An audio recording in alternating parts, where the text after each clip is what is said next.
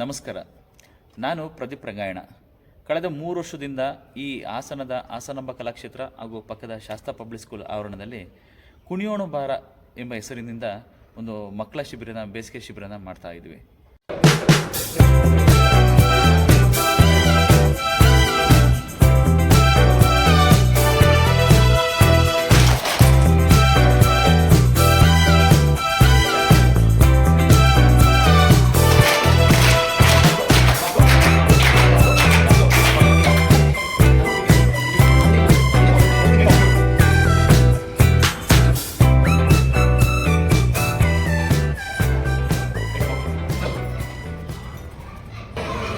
ಎಲ್ಲರಿಗೂ ನಮಸ್ಕಾರ. ನಾನು ಪೂಜಾ ರಘುನಂದನ್, ಹಾಸನದ ರಂಗಭೂಮಿ ಕಲಾವಿದೆ. ಹೌದು ಸ್ನೇಹಿತರೆ, ರಂಗಭೂಮಿ ಅಂತಂದರೆ ಎಲ್ಲರಿಗೂ ಎಷ್ಟು ಅಚ್ಚುಮೆಚ್ಚು ಅಲ್ವಾ? ಈ ರಂಗಭೂಮಿಯಿಂದ ನಾವು ಎಷ್ಟೊಂದು ಕಲಿತೀವಿ, ಶಿಸ್ತನ್ನು ಕಲಿತೀವಿ. ಅಷ್ಟೇ ಅಲ್ಲ, ರಂಗಭೂಮಿ ಅಂತಂದರೆ ನಟನೆಯೂ ಕಲಿತೀವಿ. ರಂಗಭೂಮಿಯಿಂದಲೇ ಸಿನಿಮಾ ಹೋಗೋರು ಇರ್ತಾರೆ. ಹೌದು, ನಾವು ಹಾಸನದಲ್ಲಿ 2023ನೇ ಸಾಲಿನಲ್ಲಿ ಒಂದು ಮಕ್ಕಳ ಬೇಸಿಗೆ ರಂಗ ಶಿಬಿರವನ್ನು ಪ್ರಾರಂಭ ಮಾಡಿದ್ವಿ.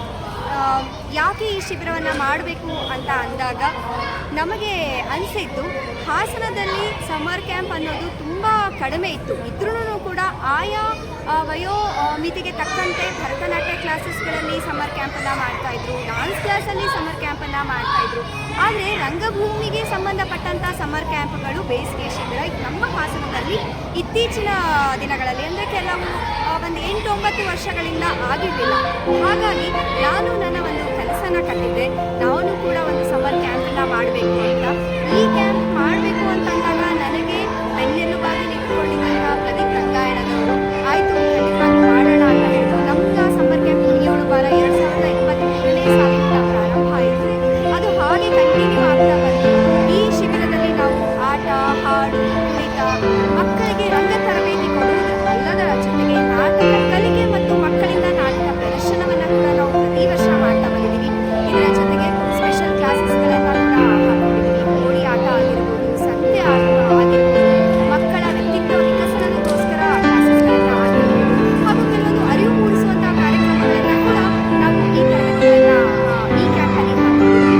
ಸೊ ಇದಿಷ್ಟು ನಮ್ಮ ಕ್ಯಾಂಪಿನ ಒಂದು ಉದ್ದೇಶ ಮತ್ತು ಹಾಗೂ ತರಗತಿಯ ವಿಶೇಷಗಳು ಆಗಿವೆ. ಹಾಗೆ ಈ ವರ್ಷ ನಮ್ಮ ಕ್ಯಾಂಪಲ್ಲಿ ಕುಣಿಯೋಣ ಬಾರ 2025ರಲ್ಲಿ ಆಟ, ಹಾಡು, ಕುಣಿತ, ಅಭಿನಯ ಜೊತೆಗೆ ಸಿನಿಮಾ ನಟನೆಯನ್ನು ಕೂಡ ಇವತ್ತು ನಾವು ಈ ಕ್ಯಾಂಪಲ್ಲಿ ಇವತ್ತು ಹೇಳ್ಕೊಂಡಿದ್ದೀವಿ. ಇದರ ಜೊತೆಗೆ ನಾಟಕ ಕಲಿಕೆ ಮತ್ತು ಪ್ರದರ್ಶನ. ನಾಟಕ ಮಕ್ಕಳಿಗೆ ಕಲಿಸೋದು ಅಲ್ಲದೆ ಕಲಿಕಾ ವಿಭಾಗದ ಪೂರಕವಾಗಿ ಒಂದು ನಾಟಕವನ್ನು ಕೂಡ ಈ ವರ್ಷ ನಾವು ಪ್ರಯೋಗವನ್ನು ಕೂಡ ಮಾಡ್ತಾ ಇದ್ದೀವಿ, ಪ್ರದರ್ಶನ.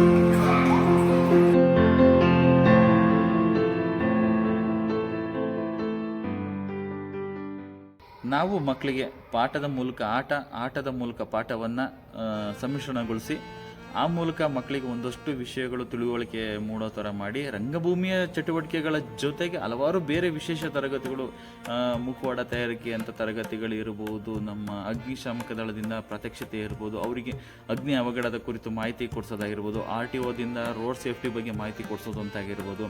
ಈಗ ಸೈಬರ್ ಕ್ರೈಮ್ ಅವರು ಬಂದು ನೆಕ್ಸ್ಟ್ ಅವರಿಗೆ ಒಂದು ಮೊಬೈಲನ್ನು ಬಳಸುವಾಗ ಏನೆಲ್ಲ ತಪ್ಪುಗಳಾಗ್ತವೆ, ಯಾವುದೋ ಅಪ್ಲಿಕೇಶನ್ ಬಂದ್ಬಿಡುತ್ತೆ, ಓಕೆ ಹೊಡೆದ್ಬಿಡ್ತಾರೆ ಮಕ್ಕಳು, ಅದರಿಂದ ಆಗುವಂಥ ಅನಾಹುತಗಳೇನು, ಈ ಥರ ಹಲವಾರು ಮಾಹಿತಿ ಕೊಡುವಂಥ ತರಗತಿಗಳನ್ನು ಕೂಡ ಮಾಡ್ತಾ ಇರ್ತೀವಿ. ಅದು ಪೇಪರ್ ಕಟ್ಟಿಂಗು, ಪೇಂಟಿಂಗು, ಮಕ್ಕಳಿಗೆ ಮೇಕಪ್ ತರಗತಿಗಳು, ಈ ಸಲ ವಿಶೇಷವಾಗಿ ಒಂದಷ್ಟು ಸಿನಿಮಾ ಆ್ಯಕ್ಟಿಂಗು ಕೂಡ ಹೇಳ್ಕೊಡ್ತಾ ಇದ್ವಿ. ರಂಗಭೂಮಿಯ ಜೊತೆಗೆ ಸಿನಿಮಾದಲ್ಲೂ ಹೇಗೆ ಆ್ಯಕ್ಟ್ ಮಾಡಬೇಕು ಅಂತ ಮಕ್ಕಳಿಗೆ ಒಂಚೂರು ಗೊತ್ತಾಗಲಿ ಅನ್ನೋ ಕಾರಣದಲ್ಲಿ ಆ ತರಗತಿಗಳನ್ನು ಕೂಡ ಆ್ಯಡ್ ಮಾಡ್ತಾ ಇದ್ವಿ ಈ ಸಲ.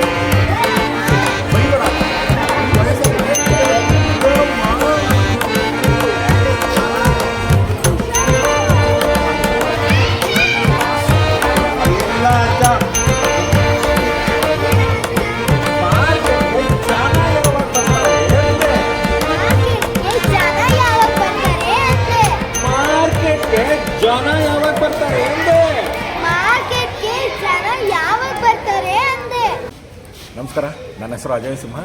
ನಾನು ಬೇಸಿಕಲಿ ಶಿವಮೊಗ್ಗದವನು. ನಾನು ನೀನಾಸಂನಲ್ಲಿ 2003-04 ಸ್ಟೂಡೆಂಟ್ ಆಗಿದ್ದೆ.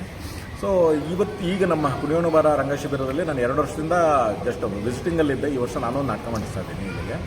ನಮ್ಮ ಒಟ್ಟು ಉದ್ದೇಶ ಇರುವಂಥದ್ದು ಈ ರಂಗಭೂಮಿ ಮುಖಾಂತರವಾಗಿ ಮನುಷ್ಯ ತನ್ನ ಜೀವನವನ್ನು ಬೇರೆ ಬೇರೆ ಆಯಾಮಗಳಲ್ಲಿ ನೋಡ್ಬೋದು. ಎಸ್ಪೆಷಲಿ ಮಕ್ಕಳಿಗೆ ಅದು ಗೊತ್ತಾಗಬೇಕು ಅನ್ನೋದು ನಮ್ಮ ಉದ್ದೇಶ ಇರೋದು. ನಾನಂತೂ ಆ ನಿಟ್ಟಿನಲ್ಲಿ ಒಂದಷ್ಟು ಕೆಲಸ ಮಾಡ್ತಾಯಿದ್ದೀನಿ.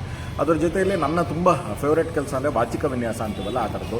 ಒಂದು ಧ್ವನಿ ಹೇಗಿರಬೇಕು ಅಥವಾ ಒಂದು ಉಚ್ಚಾರಣೆ ಹೇಗಿರಬೇಕು, ಯಾವ ಪದವನ್ನು ಹೇಗೆ ಉಚ್ಚಾರಣೆ ಮಾಡಿದ್ರೆ ಏನು ಅರ್ಥಗಳು ಬರುತ್ತೆ, ಅಥವಾ ಒಂದು ಪದವನ್ನು ಯಾವ ಭಾವನೆಯಲ್ಲಿ ಕೊಟ್ಟರೆ ಏನು ಅರ್ಥಗಳು ಬರುತ್ತೆ ಅನ್ನೋದನ್ನು ಕುರಿತಾಗಿ ನಾನು ಅದ್ರ ಮೇಲೆ ನನ್ನ ಆಸಕ್ತಿಗಳಿರೋದ್ರಿಂದ ನಾನು ಆ ವಿಚಾರದಲ್ಲಿ ಹುಡುಗರ ಜೊತೆ ಹೆಚ್ಚು ಕೆಲಸ ಮಾಡ್ತಾಯಿದ್ದೀನಿ ಅಂತ ಅಂದ್ಕೊಂಡಿದ್ದೀನಿ. ಅದ್ರ ಜೊತೆ ಬೇರೆ ಬೇರೆ ಒಂದಷ್ಟು ನಾಟಕಗಳಿಗೆ ಸಂಬಂಧಪಟ್ಟಂಥ ಬೇರೆ ಬೇರೆ ಆ್ಯಕ್ಟಿವಿಟೀಸ್ಗಳನ್ನು ಮಾಡಿಸೋದಕ್ಕೆ ಪ್ರಯತ್ನ ಮಾಡ್ತಾಯಿದ್ದೀನಿ.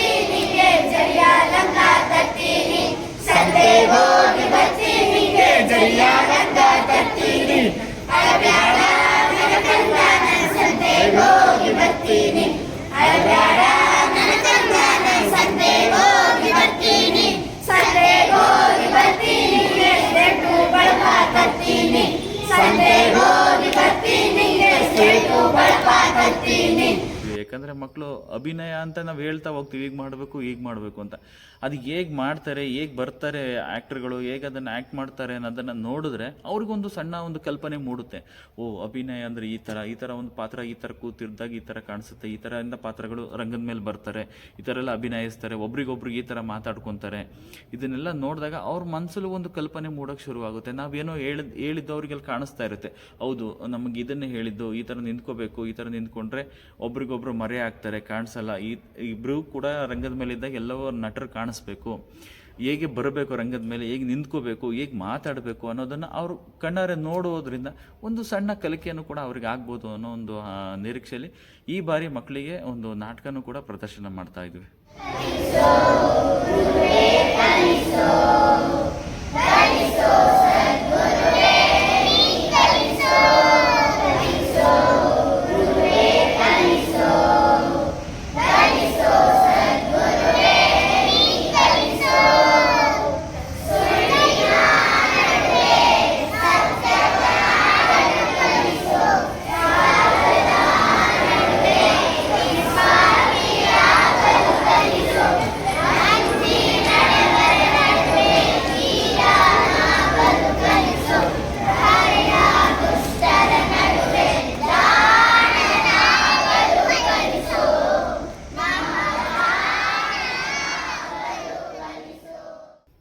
ಈಗ ಈ ಮಕ್ಕಳಿಗೆ ನಾಟಕನ ಕಲಿಸೋದ್ರ ಜೊತೆಗೆ ಅದನ್ನು ಪ್ರದರ್ಶನ ಮಾಡಿಸ್ತೀವಿ. ಯಾಕಂದರೆ ಮಕ್ಕಳು ಕಲಿತಾರೆ, ಓಕೆ ಮರಿತಾರೆ, ಆದರೆ ಒಂದು ಪ್ರದರ್ಶನ ಕೊಟ್ಟರೆ ಆ ಮಕ್ಕಳ ಮನಸ್ಸಲ್ಲಿ ಯಾವಾಗಲೂ ಉಳಿಯುತ್ತೆ ಅನ್ನೋ ಒಂದು ಕಾರಣಕ್ಕೆ ಆ ಒಂದು ಕಲ್ತಿರುವಂಥ ನಾಟಕನ ಸಾರ್ವಜನಿಕವಾಗಿ ಎಲ್ಲರಿಗೂ ಪ್ರದರ್ಶನ ಕೊಡುವಂಥ ಒಂದು ವ್ಯವಸ್ಥೆಯನ್ನು ಕೂಡ ಮಾಡಿದ್ದೀವಿ ನಾವು.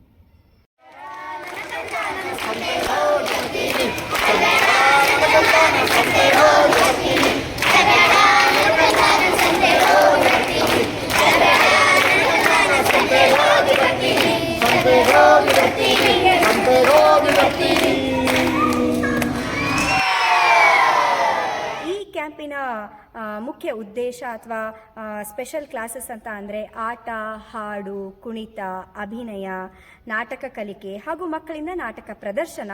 ಇದಷ್ಟೇ ಅಲ್ಲದೆ ವಿಶೇಷ ತರಗತಿಗಳು ಕೂಡ ಇದರಲ್ಲಿ ಇರುತ್ತೆ. ಕ್ರಾಫ್ಟ್ ವರ್ಕ್ ಆಗಿರ್ಬೋದು, ಕ್ಲೇ ವರ್ಕ್ ಆಗಿರ್ಬೋದು, ಪೇಂಟಿಂಗ್ ಆಗಿರ್ಬೋದು, ಕಾರ್ಟೂನ್ ಆಗಿರ್ಬೋದು, ಸಿನಿಮಾ ಆ್ಯಕ್ಟಿಂಗ್ ಆಗಿರ್ಬೋದು. ಹೀಗೆ ಹಲವಾರು ವಿಶೇಷ ತರಗತಿಗಳನ್ನು ನಾವು ಇದರಲ್ಲಿ ಸೇರಿಸ್ಕೊಂಡಿರ್ತೀವಿ. ಮಕ್ಕಳಿಗಾಗಿ ವ್ಯಕ್ತಿತ್ವ ವಿಕಸನದಗೋಸ್ಕರ ಅರಿವು ಮೂಡಿಸುವಂಥ ಕಾರ್ಯಕ್ರಮಗಳನ್ನು ನಾವು ಕ್ಯಾಂಪ್ ಮುಖಾಂತರ ಮಕ್ಕಳಿಗೆ ತಿಳಿಸುವ ಮುಖಾಂತರ ನಾವು ತೋರಿಸ್ಕೊಡ್ತಾ ಇದ್ದೀವಿ. ಇದು ಹಾಸನದಲ್ಲಿ ಒಂದು ವಿಶೇಷ ರಂಗ ಶಿಬಿರ ಅಂತ ಹೇಳಕ್ಕೆ ನನಗೆ ತುಂಬ ಹೆಮ್ಮೆ ಆಗ್ತಾ ಇದೆ.